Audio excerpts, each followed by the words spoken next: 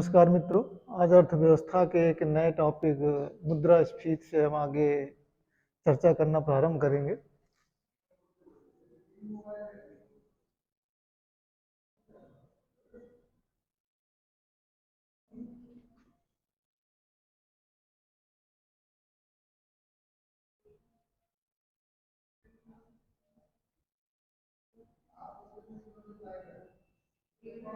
दरअसल UP PCS हो या यूपीएससी हो या वनडे एग्जाम कोई भी हो, ये मुद्रास्फीति से अक्सर क्वेश्चन आते रहते हैं। प्री मेंस सब में लिखने के लिए कुछ ना कुछ आता रहता है। तो हम समझेंगे दरअसल मुद्रास्फीति क्या है, क्यों होनी चाहिए, मुद्रास्फीति के प्रकार क्या होते हैं।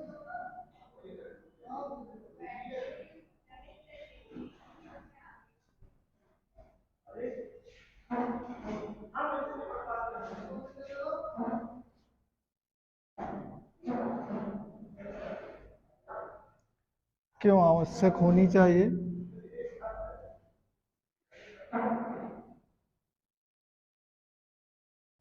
मुद्रास्फीति के कारण क्या हैं।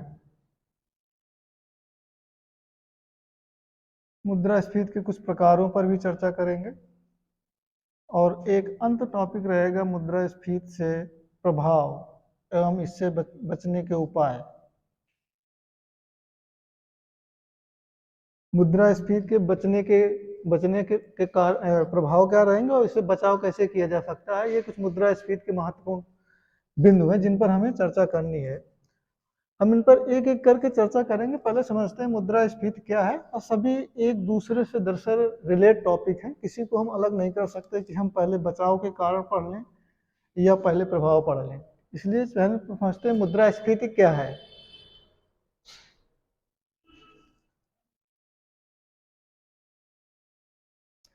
देखिए, बहुत इस पर जोर देने की आवश्यकता नहीं है। मुद्रास्फीति क्या है वो नाम से स्पष्ट हो रहा है कि मुद्रा मतलब मुद्रा, पैसा, जो रुपया पैसा जिस हिसाब से आप सोच लें।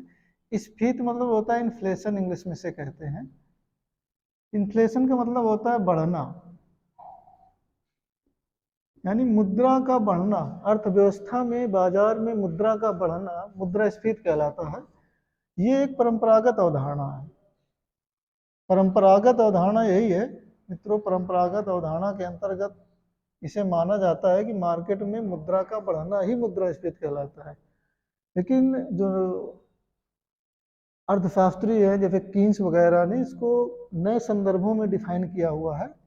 उसको देखते हैं कीन्स ने किस हिसाब से कहा है। कीन्स कहते हैं, कीन्स दरअसल एक ब्रिटिश अर्थशास्त्री थे। इनका प्रभाव प्रथम विश्व युद्ध से लेकर, यानी जो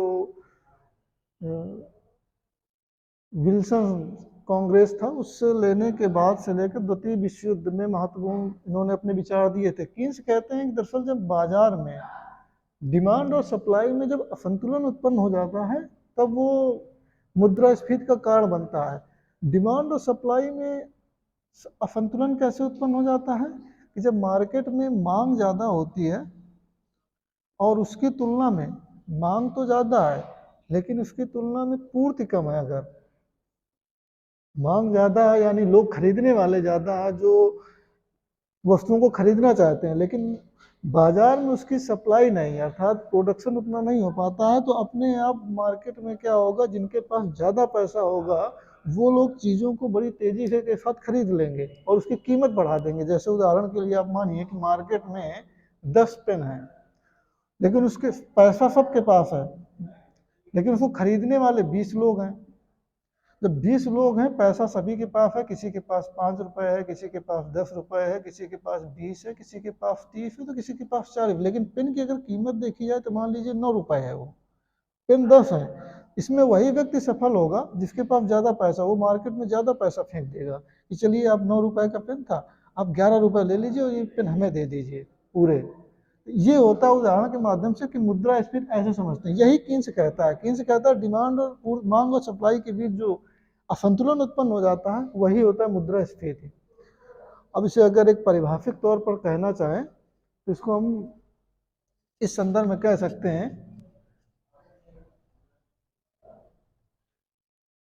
कि एक निश्चित अवधि में सामान्यतः निश्चित अवधि का अनुमान लगाया जाता है 1 वर्ष। 1 वर्ष का मतलब होता है एक वित्तीय वर्ष, यानी भारत सरकार या आरबीआई के द्वारा जो वित्तीय वर्ष चलता है वो 1 अप्रैल से 31 मार्च के बीच जो वित्तीय वर्ष होता है। सामान्यतः निश्चित अवधि मतलब 1 साल। 1 साल का यहाँ संदर्भ होता है वित्तीय वर्ष में। वित्तीय वर्ष जो हमारा आरबीआई के द्वारा घोषित किया गया है वो है 1 अप्रैल से 31 मार्च। एक निश्चित अवधि में वस्तुओं और सेवाओं की कीमतों में, वस्तुओं प्लस सेवाओं की कीमतों में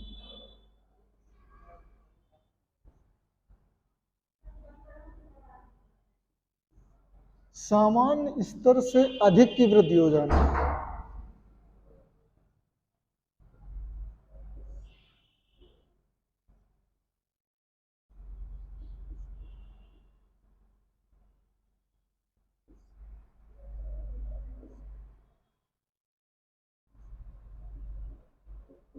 ये कहलाता है मुद्रास्फीति। इसमें टर्मिनोलॉजी बहुत ध्यान देने की जरूरत है आपको। जैसे एक निश्चित अवधि में, तो निश्चित अवधि का मतलब ये नहीं है कि आपने मान लिया कि 2 दिन 3 दिन में, उसका एक सामान्यतः निश्चित अवधि होता है, 1 साल लिया जाता है। अगर कहीं तुलना करना हुआ महीने, इसको कभी कभी महीने से भी ले लेते हैं, माह से भी, लेकिन सामान्यतः 1 साल में। वस्तुओं और सेवाएं में दोनों शामिल की जाती हैं, वस्तु भी होती है सेवा भी होती है। कीमतों में सामान्य स्तर से अधिक की वृद्धि। अब समझने वाला शब्द ये है कि सामान्य स्तर क्या है। देखिए, सामान्य स्तर का मतलब यही है कि मान लीजिए कि आपने आरबीआई ने जो पिछले 2021 में मई से जून के बीच जो महंगाई या मुद्रास्फीति दर का मान लीजिए 6% आपने आरबीआई ने निर्धारित किया था। अब ये 2022 जो चल रहा है, लगभग मई जून तो बीत गया है। अगर आरबीआई इसी मई जून पिछला लिया था 1 महीने का, अगर उसी में मई जून में ये देखना चाहे कि कितनी महंगाई है, तो अगर मान लीजिए कि 8% बढ़ गई, तो इसकी तुलना में तो वस्तुओं की कीमत 8% है। इसका मतलब है कि इसकी तुलना में जो पिछले बार 6 वर्ष थी, इस वर्ष 8% हो गई, यानी वस्तुओं सेवाओं की कीमतों में ज़्यादा बढ़ोतरी हो गई है। तो यही मुद्रास्फीति की गणना का एक आधार बन जाता है। अब इसमें मुद्रास्फीति क्या है, इसमें हमने कीन्स के विचार भी देख लिए। अब आगे देखते हैं कि मुद्रास्फीति किन कारणों से उत्पन्न होती है।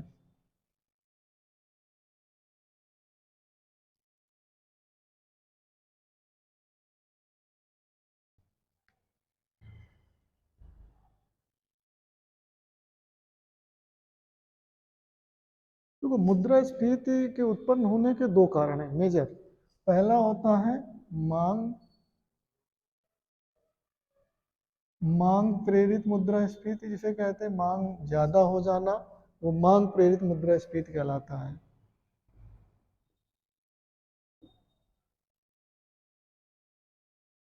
दूसरा होता है लागत प्रेरित, अर्थात इसे कहीं कहीं कीमत प्रेरित भी कहते हैं।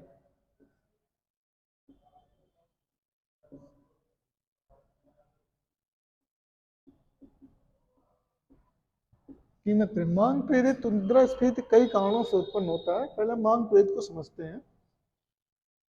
जैसे मांग प्रेरित, मांग क्यों बढ़ती है, मुद्रास्फीति आखिर क्या है, क्यों है, अब समझते हैं किन कारणों से। उसके अंतर्गत मांग प्रेरित है। मांग प्रेरित में मित्रों कई कारण आ जाते हैं। सबसे बड़ा कारण होता है मांग क्यों बढ़ेगी किसी चीज़ की, या तो हमारे यहाँ उसकी जनसंख्या में बढ़ोतरी हो जाए। दूसरा चीज़, जब लोगों के पास पैसा ज़्यादा आ जाता है, जैसे मान लीजिए कि अभी कोई व्यक्ति बेरोजगार है, उसके पास मुश्किल से 5 रुपए मान लेते हैं, लेकिन अगर उसी के पास वो नौकरी करने लगे और उसे महीने का मान लीजिए 40,000 रुपये मिलने लगे, तो उसके पास ऑलरेडी पैसा आ गया, तो वो उपभोग की वस्तुओं में तेजी के साथ खर्चा करेगा ना। जो मन होगा वो खर्चा करेगा, मार्केट में आराम से पैसा फेंक देगा, तो मुद्रास्फीति के कारण बन जाता है। तो वही होता है लोगों की आय में वृद्धि होना। अगर लोगों की आय में वृद्धि हो जाएगी तो मांग मांग यानी डिमांड वो करेगा, हर चीज़ की, यानी चाहे वो उपभोक्ता वाली वस्तुओं की हो, खाने की चीज़ों की हो, या फिर अपने शौक पूरे करने की चीज़ें कुछ ऐसी हों, वो अपना मांग, इसे कहते हैं मांग प्रेरित मुद्रास्फीति। ये होता है आय में वृद्धि। आय में वृद्धि के भी कई कई घटक होते हैं। आय में वृद्धि क्यों होगी जिससे मुद्रास्फीति बढ़ेगी? पहला हो जाता है कि यदि सरकार, क्योंकि सरकार हमारी आय पे टैक्स लेती है, वो टैक्स इनकम टैक्स के रूप में होता है, प्रत्यक्ष कर के रूप में। अगर प्रत्यक्ष कर की दरों में कमी कर दे सरकार, ये यूपीएससी में क्वेश्चन पिछली बार पूछा गया था कि निम्न में से किन कारणों से मुद्रास्फीति, मांग प्रेरित मुद्रास्फीति उत्पन्न होती है। आपको ध्यान देना पड़ेगा। वहीं अप्रत्यक्ष कर भी दे सकता है, लेकिन ये प्रत्यक्ष कर से होता है। तो प्रत्यक्ष कर दरों में अगर कमी के, प्रत्यक्ष दर में कमी कर दी जाए तो आय में वृद्धि हो जाए, क्योंकि लोगों के पास ज्यादा पैसा आएगा। सरकार आय में कमी करेगी तो सरकार कम जेब से लेगी लोगों के, इसलिए लोगों की जेब में ज्यादा पैसा रहेगा। दूसरा होता है राजकोषीय घाटा।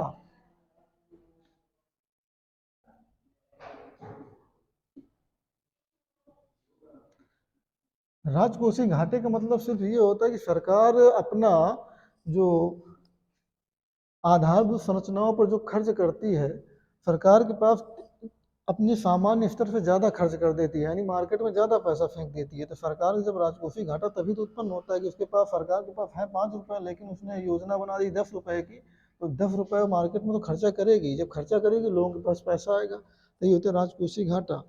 तीसरा होता है यदि आधारभूत संरचनाओं पर सरकार तेजी के साथ खर्च करने लगे।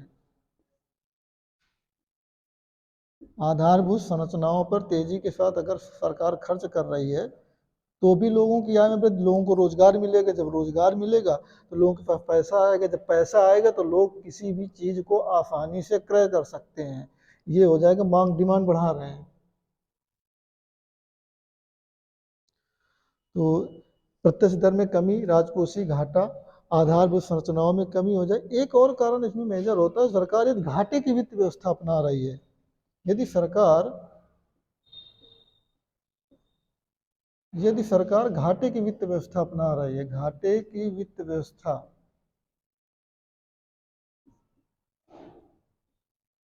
घाटे की वित्त व्यवस्था का मतलब एक तरीके से राजकोषीय घाटे का ही उपनाम है कि सरकार की वित्त व्यवस्था घाटे में तब जाएगी जब सरकार के पास पहले तो 5 रुपए थे, लेकिन उसने योजना बना दी 10 रुपए की। अब उसे खर्च भी करना है, योजना को पूरा भी करना है, तो सरकार 10 रुपए तो खर्चा करेगी कहीं ना कहीं से। जब खर्चा करेगी, था 5 रुपए, अब 10 रुपए की योजना है, तो 5 रुपए कहीं ना कहीं से लेगी, तो आरबीआई से ले लेगी, ये तो क्राउड फंडिंग से लेगी।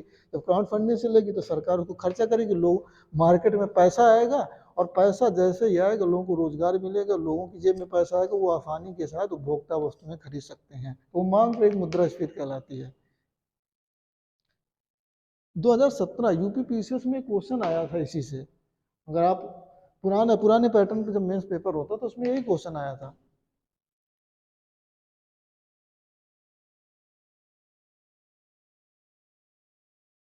अभी तक हम पढ़ रहे थे मांग प्रेरित, अब पढ़ेंगे आपका लागत प्रेरित। लागत का मतलब होता है किसी भी वस्तु के निर्माण में कितना पैसा खर्च होता है, वो होता है लागत प्रेरित।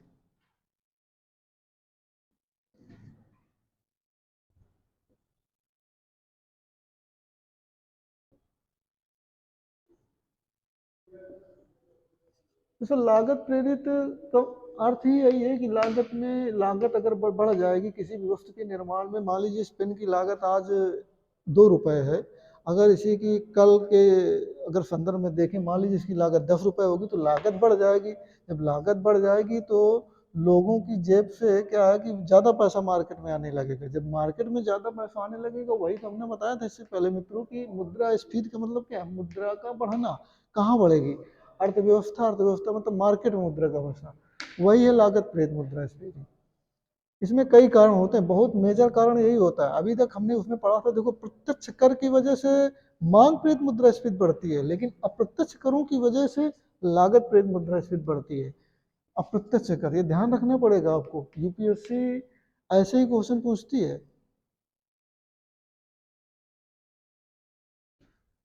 अप्रत्यक्ष करों का मतलब ये है कि जैसे आप दाल, कोई गरीब व्यक्ति अगर दाल खरीद रहा है तो वो हमें दिखाई नहीं देता आज कीमत। इसमें ये उसमें सर्विस टैक्स लगा दिया सरकार का, कभी कभी इनडायरेक्ट टैक्सेस प्रोडक्शन पे लगते हैं, परिवहन लागत हो गया, परिवहन लागत इसी में आ जाती है। अप्रत्यक्ष करों की वजह से उनमें अगर सरकार बढ़ोतरी कर दे तो। तीसरा है कि आधारभूत संरचनाओं की अगर कमी है, आधारभूत संरचनाओं का मतलब ये बहुत इंपॉर्टेंट शब्द है आधारभूत संरचना, ये केवल एक नाम शब्द नहीं है। पिछली बार 2021 के प्रीलिम्स में, यूपीएससी के प्रीलिम्स में पूछा था आधारभूत संरचना का तात्पर्य क्या है।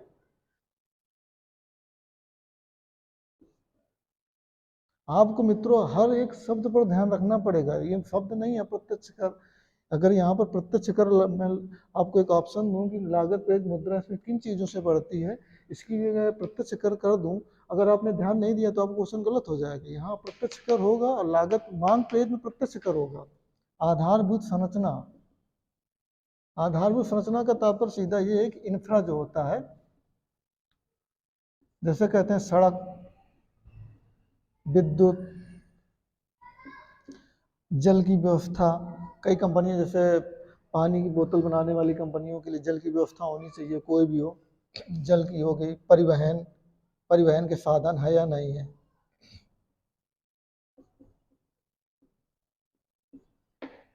इसके अलावा इसमें एक आता है संचार। संचार का मतलब ये हुआ कि टेलीकॉम कम्युनिकेशन आपका कैसा है। आप एक मार्केट ये है कानपुर, ये है लखनऊ, यहाँ से आप अगर संपर्क कर पा रहे हैं तभी तो आपका माल प्रोडक्शन देगा, ऑर्डर तभी तो बनेगा वो। एक अब इसमें देखते हैं कुछ ऐसे भी कारण हैं जो हमें दिखाई तो नहीं देते लेकिन बहुत बड़ी भूमिका निभाते हैं मित्रों इसमें। जैसे कि इसमें है ग्लोबल कारण, ग्लोबल फैक्टर। अभी मैं आपको उदाहरण के माध्यम से इसको बताऊंगा कैसे। मान लीजिए कि किसी देश के साथ युद्ध चल रहा है।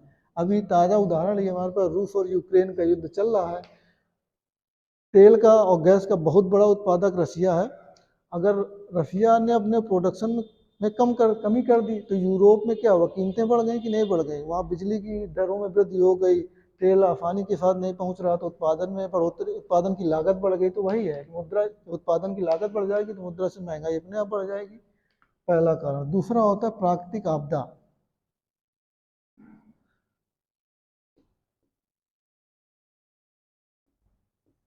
कोविड-19 इसका सबसे बेहतर उदाहरण है।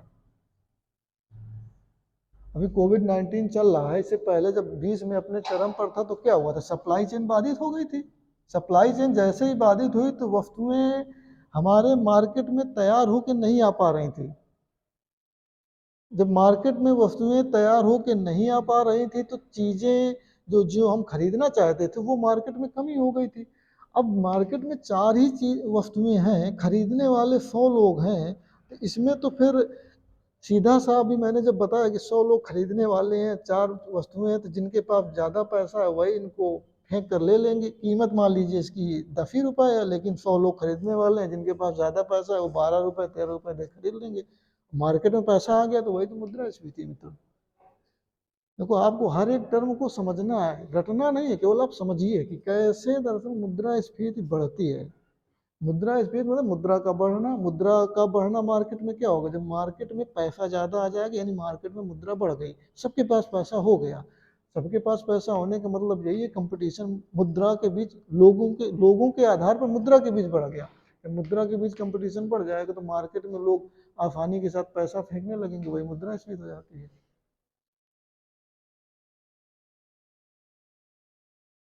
एक और इसमें बहुत बड़ा कारण है, जैसे APMC act, agriculture produce marketing committee अधिनियम। ये मैं इसलिए बता रहा हूँ दरअसल, करंट से जोड़ के इसलिए बता रहा था कि दरअसल जब पिछली बार किसान बिल आए थे, 3 बिल थे किसान बिल, 3 अधिनियमों में एक अधिनियम उसमें ये था, इसेंशियल कमोडिटी एक्ट। उसमें कहा गया था कि भंडारण की जो सीमा थी वो खत्म कर दी गई है। एपीएमसी कहता है भंडारण की कोई, भंडारण कितना भी चाहे आप कर सकते हैं, लेकिन ये कहता है कि नहीं, भंडारण की कोई सीमा नहीं है। मतलब एक भी रख सकते हैं, 10 चीजें भी रख सकते हैं। भंडारण की मतलब सीमा को इन्होंने खत्म कर दिया, आप कुछ भी रखो। इसमें था कि आप भंडारण नहीं कर सकते, लिमिटेड में ही कर सकते हैं। तो यही है, मान लीजिए किसी ने भंडारण की, आपने सुना होगा शायद 2019 की बात है कि मार्केट में प्याज के समय जब प्याज प्याज की लोगों ने भंडारण कर लिया था, जब प्याज का भंडारण करें, मार्केट में प्याज की कमी हो गई मित्रों, और प्याज के रेट 80 रुपये प्रति किलो तक पहुंच गया, 100 रुपये प्रति किलो तक पहुंच गया था। तभी सरकार ने 2018 में, 18-19 के बजट में उन्होंने ऑपरेशन ग्रीन प्रारंभ किया था। ऑपरेशन ग्रीन का मतलब होता है आलू प्याज टमाटर के भंडारण के लिए एक योजना लाई थी ऑपरेशन ग्रीन। इसके लिए 500 करोड़ का फंड दिया था। 3 ग्लोबल फैक्टर हमने 2 देखे। नंबर 1 तो वार हो गया, नंबर 2 महामारी आ जाए या प्राकृतिक आपदा कोई आ जाए, महामारी आ जाए या कोई आपदा आ जाए। तीसरा हुआ कि भारत के जो अंदर जो है एपीएमसी एक्ट है, कुछ अधिनियम ऐसे होते हैं कि सरकार की प्रशासनिक क्रियाकलापों में बाधा पहुंचाते हैं, जिससे लोगों को कठिनाइयां होती, मार्केट में पैसा चीजें आ नहीं पाती, डिमांड और सप्लाई के बीच संतुलन टूट जाता है। आप अभी एक टर्म सुनते होंगे, वैश्विक आपूर्ति श्रृंखला। ये कोई अलग टर्म नहीं है, दरअसल इसी से निकला है। आपूर्ति अगर आप बनाए रखेंगे, आपूर्ति बनाए रखेंगे तो चीजों के रेट बढ़ेंगे ही क्यों, वही है आपूर्ति श्रृंखला। मित्रों, टाइम की थोड़ा बाध्यता है और मैं सोच रहा हूँ कि इस पर मैं आपको क्वेश्चन भी कराऊंगा, और जो बचा हुआ टॉपिक है का प्रभाव क्या है, क्या परिणाम निकल सकते हैं भारत में, इसको क्या कदम उठाए गए हैं, मैं अगले अगले जो वीडियो है उसमें सेशन में आपको पूरा कराऊंगा। इसके बाद मैं इस पर आपको क्वेश्चन कराऊंगा, लेकिन इससे पहले मेरी सलाह ये है कि आप इसको एक एक शब्द को पढ़ें, रटें नहीं। चैनल को सब्सक्राइब करें और शेयर करें।